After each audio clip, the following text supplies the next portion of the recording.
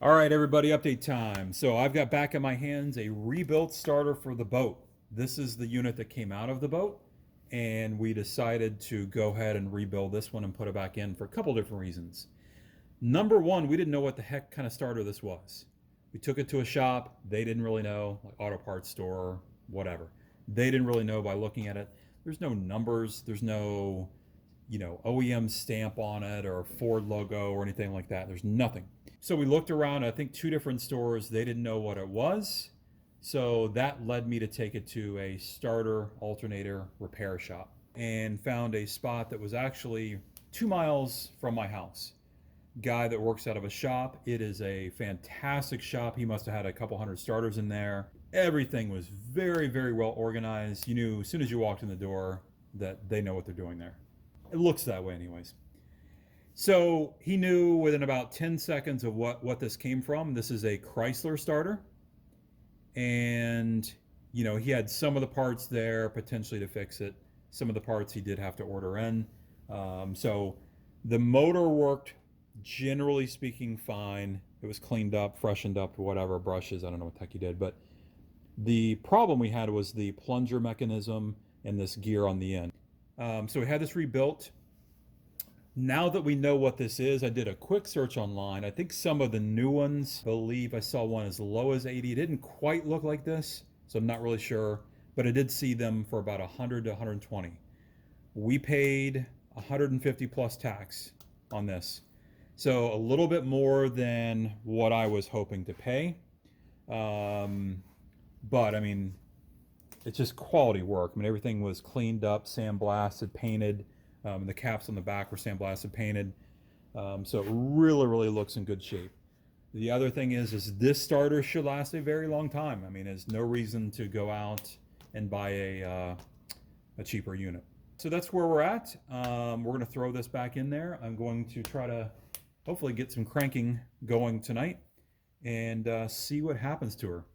So if you're not familiar with these, it took me a little bit. I think actually last time or at some point when I was trying to crank it, I was hooking the positive up here and I was hooking a ground up here. It does not work when you do that. So the case is actually grounded over here. The motor is grounded to the case, and this is mounted to the actual motor with a bracket. So that's where it gets its ground. This is permanently attached to the positive terminal of the battery. And this is from your switch. So basically positive, positive, but when you want to engage the starter, hit that with positive. He epoxied all this back in because this was actually coming out every time you try to tighten it down or whatever. So yeah, that's where we're at. We're going to throw it back in the boat. I'm going to try to get some cranking first without any fuel. I just want to make sure this cranks before I hook up the fuel lines and that whole thing again. All right, let's get a little close up on the actual starter. Here we go.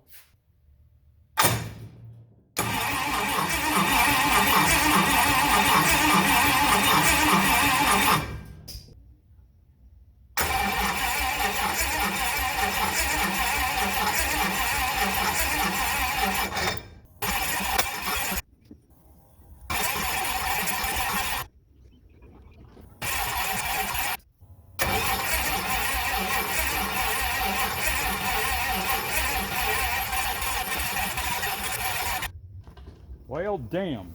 So I didn't get it on camera, but what I did do is check the spark. Each one of these had spark. I took the spark plug out, put it on the block. Every one of them had spark. I guess it is possible that there's spark, but not enough to create the combustion. So that's a possibility. So yeah, I did verify that. So then I started to, just out of curiosity, just thinking, do the numbers kind of make sense where the wires go to the cylinders? So the way that the cylinders are numbered, but this is 1, 3, 5, and over there 2, 4, 6. So I looked everywhere to see which wire here goes to what cylinder, and the best I could see was the one, this is kind of angled a little bit. That's my best guess. That one is my best guess for 1. I did see one thing online that did say that it looked like that was cylinder 1, but I didn't see anything else that spoke to what are the other ones. Is it clockwise? Is it counterclockwise? Is it 1, 3, 5, whatever. So what I did look is see where these go. This one goes to 1, and then I traced them all out. And generally speaking, it followed the pattern of the cylinders. However, this one, which I thought would be 2, goes to number 4, and number 4 is going to number 2. So somewhere along the line, I think we crossed 2 and 4. I'm hoping. Maybe this should be 4, maybe that should be 2. I don't know. I'm going to go ahead and switch them. Now, I'm pretty sure that we did not try to crank it prior to pulling off the spark plugs, putting some WD-40 in there, making sure that everything is kind of moving properly.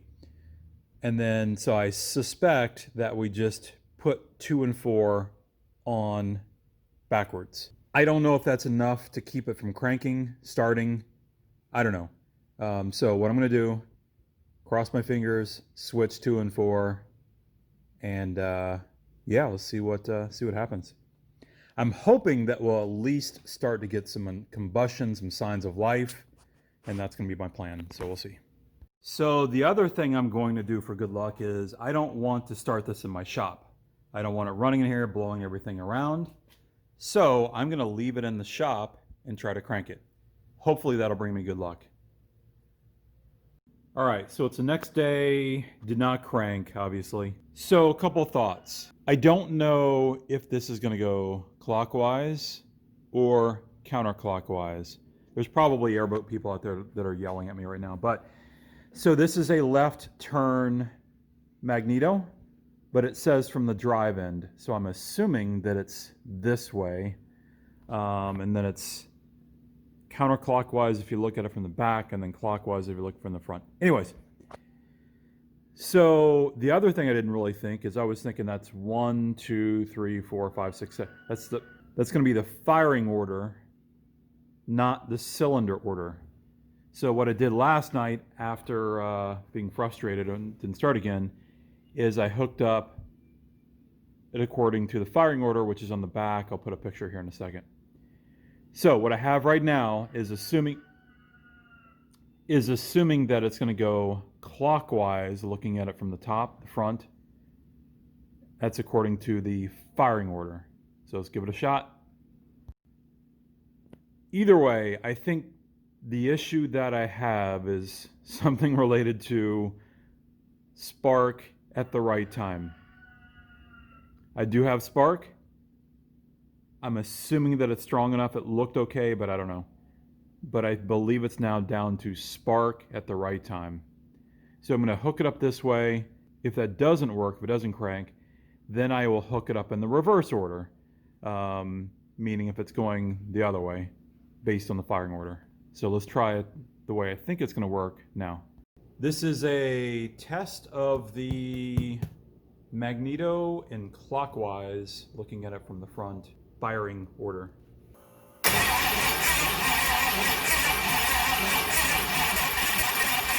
All right, not sure what this means. When I spin the prop, it didn't start. When I spin the prop, you see smoke coming out of the carburetor.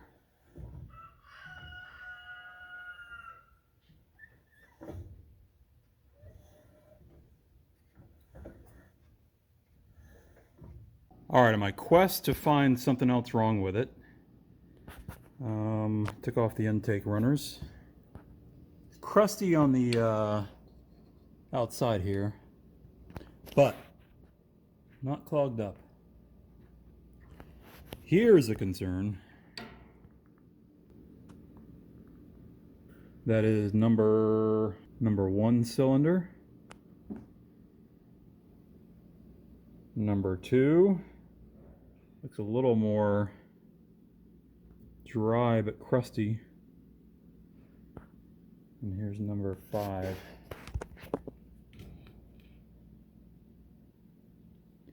So I'm going to try to clean that out as best I can. Probably it's best to take this whole damn thing apart.